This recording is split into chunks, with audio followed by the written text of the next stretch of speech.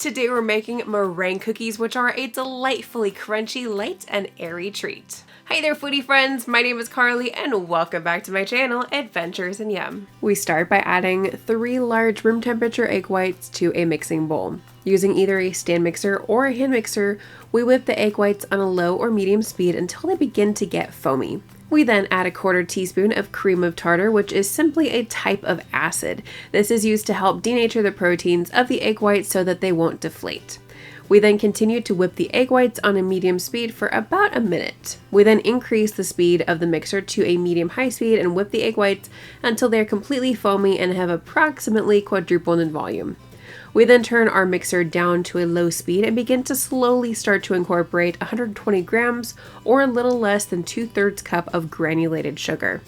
We add the sugar in very small amounts and incorporate the sugar fully into the egg whites before the next portion. Once the sugar is fully incorporated, we increase the mixer speed to a medium for a couple of minutes, and then increase the speed once again to a medium, high, or high speed. Once the mixture becomes glossy and achieves soft peaks but has not quite reached stiff peaks, we add 1/8 to a 1/4 teaspoon of salt and 1/2 to 1 teaspoon of extract. My personal favorite is vanilla, but here I decided to add 1 teaspoon of strawberry. We then whip until we achieve stiff peaks like you see here. While we could color our batter while mixing it, sometimes you have to add a bunch of color to really get it to pop. A great alternative to this is to add stripes of food gel color to the inside of the piping bag like I'm doing here. This will allow the colors to really pop without having to add a ton of food gel color. Because it's officially spring this weekend, I decided to add some bright and fun rainbow colors to the inside of the piping bag. I simply used a butter knife to add a vertical line of each color to the inside of the bag. Once we're done adding the colors, we add some of the meringue batter to the piping bag. Quick tip, if at any point it seems like your meringue batter starts to deflate or will only hold soft peaks, simply re-whip it to stiff peaks. To prepare our baking pans, we use either the back of a spoon or the piping bag to add little dollops of meringue batter to the corners of the baking sheets. Lay parchment paper on top and press the corners down.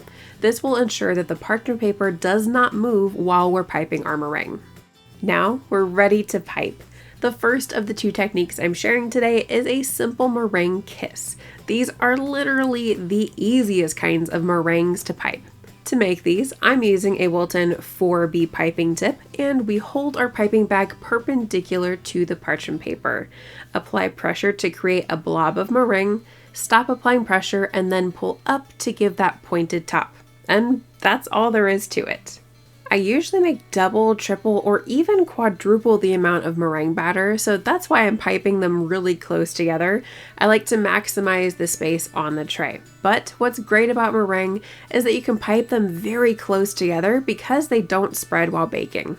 I also want to mention that when using a bag striped with colors, the colors will change as you pipe a bunch of meringues, as you see here. Sometimes I like to add meringue to the piping bag, pipe most of it back into the bowl, and then add the meringue back into the bag.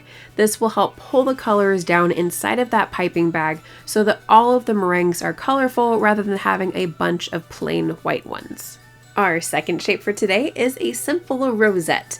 In this piping bag fitted with a Wilton 2D piping tip, we hold the bag perpendicular to the parchment paper and start applying pressure to the bag as we make a tight spiral motion. After a couple of rotations, we stop applying pressure and pull away while continuing the spiral motion with our hands to give the end a cleaner look. As you can see here, the colors were not as bold for the rosettes because I didn't pipe enough meringue through the bag before piping these shapes on the baking sheet, but they're still going to taste just as great. Immediately after we're done piping the cookies, we put them into a 195° Fahrenheit or 90° Celsius oven and bake the meringues for about 2.5 to 3 hours. Once they're done baking, do not open that oven door.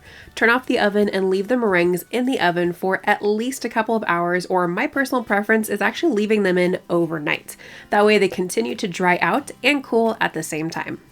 Before we check out the finished cookies, if you're getting value out of this video, then please make sure to hit that like button and click subscribe and ring that bell to be notified about my latest video. Once they're done, gently peel them off of the parchment paper. Look at that lovely inside. They honestly kind of taste like crunchy cotton candy.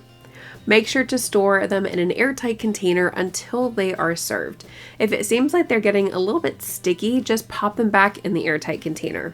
We can leave these plain, or we can also dip these in chocolate for an additional touch of deliciousness, like I did in my Valentine's Day meringue video. I have some fun spring and Easter meringue ideas that I can't wait to share with you, so make sure to stay tuned.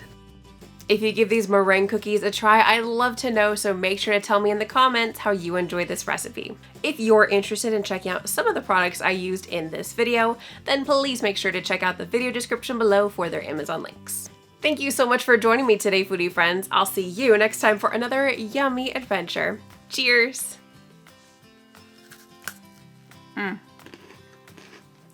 Perfect.